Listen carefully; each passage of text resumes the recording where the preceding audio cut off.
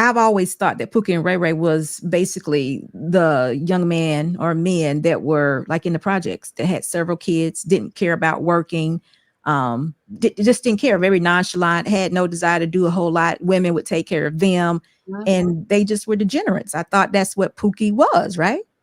But when it just kept, people kept saying, and I'm like, this not making sense, y'all. I mean, they call Derek Jackson a Pookie. They call us, I'm like, wait a minute. No. And then I noticed that, like you just said, Trill, all women like this man with this edge on it, and you just I got to have a little bit of that to have that edge. So I'm like, wait a minute.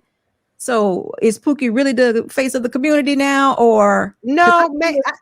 I think they meant Tyrone and Jason. I don't think they meant. Never heard that before. Never heard Tyrone and Jason. But my thoughts are, I just thought that when you say something like that about a man, you're talking about a guy that's probably living, like I said, living in the projects, and there was just not a whole lot of expectations of that person. That's who I thought Pookie and Ray Ray was.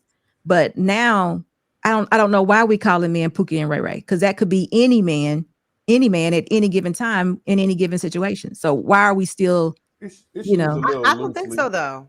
I really do think Pookie and Ray Rays are Pookie and Ray Rays. Maybe we're talking about, like I said, Tyrone and Jason's, men that are like average, that, they just be kind of on their deadbeat shit. Like they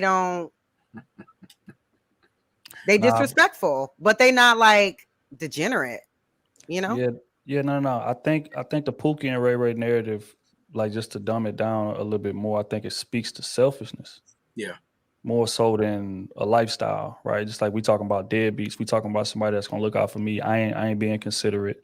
I'm not keeping my word because it's not convenient for me too. Like I'm gonna do what's convenient for me. I don't give a damn what effect that it has on everybody around me. I think that's more so what Pookie mentality is. Because even in these examples that we've been giving up here on this stage, that's the mindset that we had to adapt. Exactly. I'm gonna do what's best for me. I don't care now. I promised you I was gonna take you to the movies, but Tanya fine ass asked me, so I'm gonna take her instead. And oh well, get over it.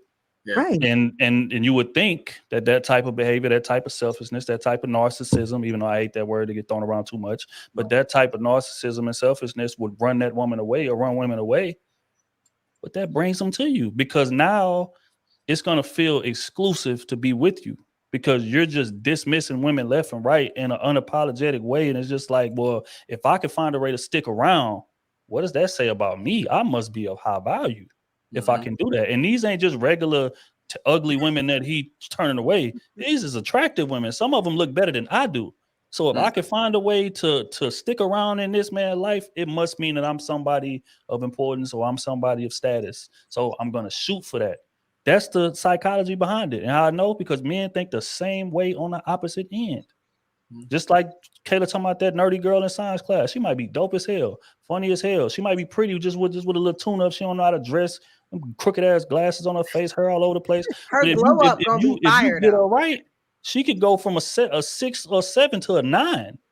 But instead of doing that, we gonna go for that top cheerleader that every time we look at her, she look at us with a get away from me type of situation.